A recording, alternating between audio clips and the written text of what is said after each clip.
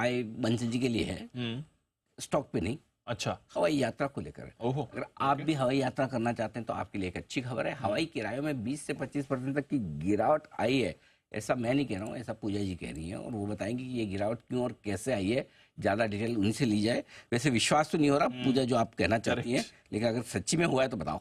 हाँ, विश्वास तो नहीं हुआ था क्योंकि ऐसा कभी हुआ नहीं फेस्टिव सीजन में।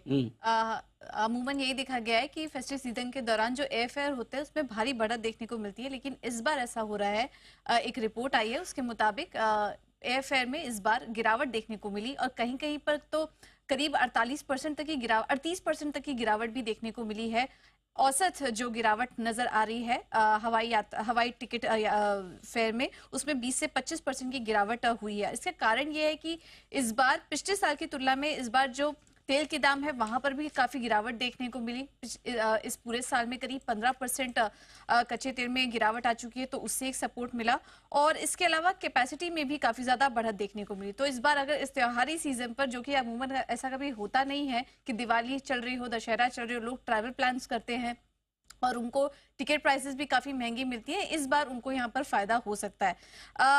इस बार अगर देखें तो बेंगलुरु कोलकाता रूट पर सबसे ज्यादा गिरावट हुई है। पिछले साल इसी समय दिवाली के समय 10,195 था टिकट प्राइस, और वो घटकर 6,319 हो चुका है। चेन्नई कोलकाता के रूट में भी गिरावट आई, 36% की गिरावट वहां पर देखने को मिली।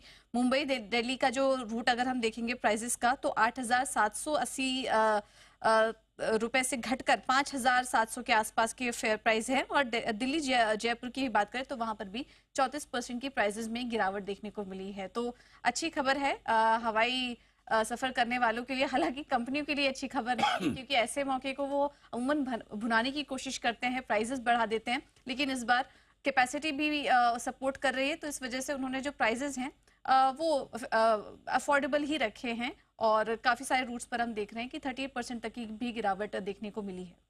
क्या बात है। तो 20 से 25%, ऑलमोस्ट 30% तक की गिरावट कुछ रूट्स पर आपको आती हुई दिख रही है। अच्छी बात है। दिवाली से पहले अगर आप ट्रैवल प्लान कर रहे हैं, 2 हफ्ते हैं दिवाली के लिए, तो आपको कुछ अच्छे रेट्स इस समय स्पेशली बिजी रूट्स पर मिलेंगे। नहीं, ऐसा नहीं है। जिस पे आप जाना चाहते हो उस पे नहीं मिलेंगे।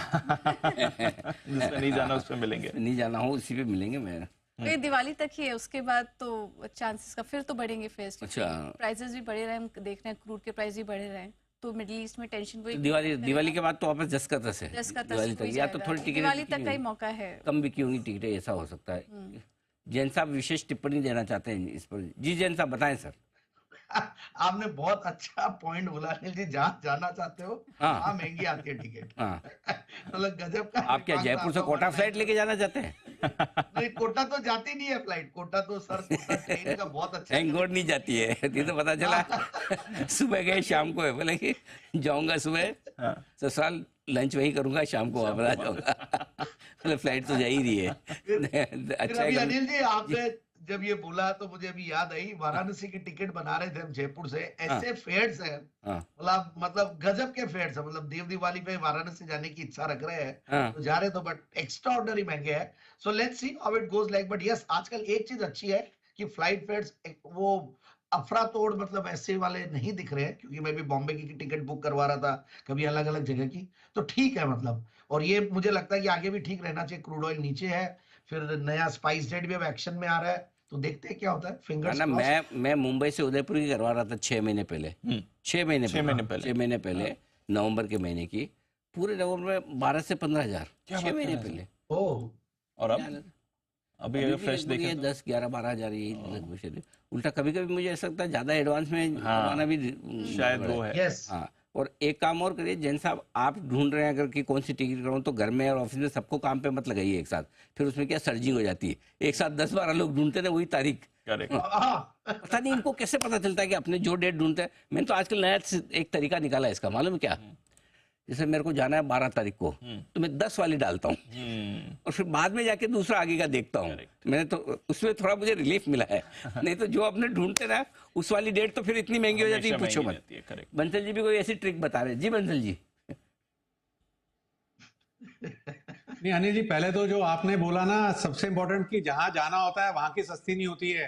तो ये तो अनिल जी न्यूटन का लॉ है। अनिल जी, सेल में भी चले जाओ कपड़े लेने, तो जो पसंद आता है वो सेल में नहीं होता है। न्यूटन के जमाने में कहाँ सेल लगती थी? Cards Anil ji, credit card एक मिनट, न्यूटन के जमाने में कहाँ सेल लगती थी भाई साहब? नहीं अनिल जी, लॉ है अनिल जी, लॉ है ये अनिल जी लॉ है। न्यूटन ने ऐसा कोई लॉ नहीं दिया, हमने भी पढ़ाई की है, हम भी स्कूल से कॉलेज से पास हुए हैं, ऐसा कोई लॉ? कौन से, आपने कौन से स्कूल में पढ़ाई की?